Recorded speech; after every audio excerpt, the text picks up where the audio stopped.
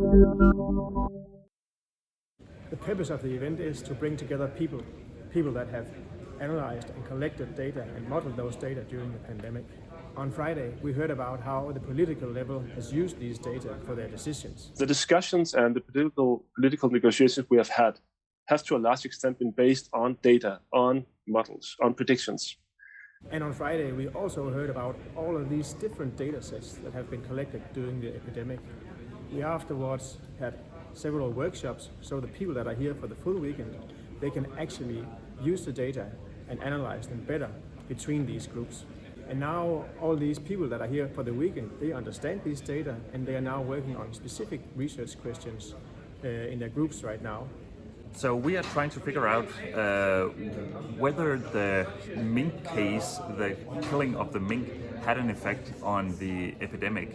We are working on the question whether the EM soccer games in Europe had an important effect on the COVID epidemic in European countries. We're analyzing SARS-CoV-2 genomes collected in Switzerland and in Denmark to see if vaccines are exerting some selective pressure on the virus. My main goal was to meet our counterparts in Denmark working on the sequencing project here.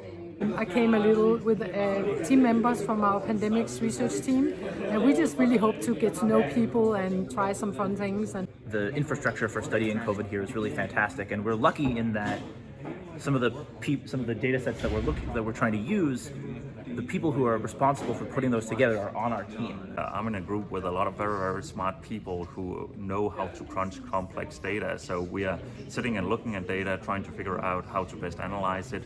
I'm pleasantly surprised to see all the different myriad of ideas that have come up during these 2 days. I think to my surprise, I think I got a lot of contacts with people that are just super far away from my field, which is very interesting. So it's a perfect combination of people, I think. I think even the collaboration between teams has been great. So because Frederick is an expert on the HOPE data, he was able to share for our group, and as a result, we were able to help other groups, and vice versa for some of the weather data. If we had to do that ourselves, we'd spend the whole weekend doing that ourselves. It really gives new meaning to this type of event. We see this as data fire drills, where we bring together people who have been collecting or developing repositories. This is, to me, a better format as compared to the previous datathons. We've been merging survey data, epidemiological data, data from Google searches, and so on. How does this match with your thoughts and ideas in industry? I mean, it's always good to be close to the research community, because in the industry it's always useful to be up to date. And then by the end of Sunday, we have presentations from all these projects to see how far these groups have come. We really hope that a lot of these groups will continue their work with analyzing the data and approach scientific publication. And we are already well into writing a manuscript on what we found out. We found some cool things out. Oh, it has been a great experience.